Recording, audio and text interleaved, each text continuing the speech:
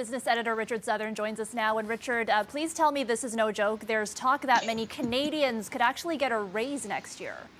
Look, if I'm in charge, I'm giving you a big raise, Erica, because you do a great job. Yep. Whatever you want. I'm backing up the truck, Erica, for you. But listen, for most Canadians, raises have been few and far between lately. That's the sad truth of the matter. But it might be about to change next year, at least if you believe two new reports that are out today. Consulting firm Eckler and recruiting firm Robert Half say many Canadians can expect a salary increase in 2023, the average being just over 4%. What type of raise you get, though, depends on what type of industry you're in.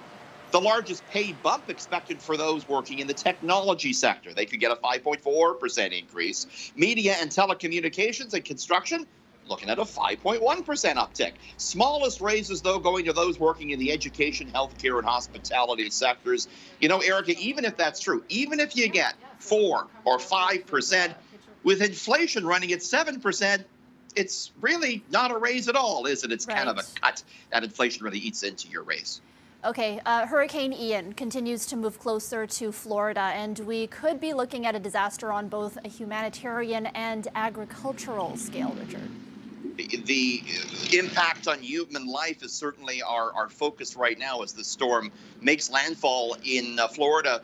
However, there is another big impact it could have, and that's on oranges and orange juice, Erica. Experts say almost all of Florida's citrus belt is at risk here. The hurricane expected to rip right through Florida's citrus groves, potentially knocking the ripe fruit off the trees, completely ruining the crop. As a result, we saw orange juice futures surge to multi-month highs today.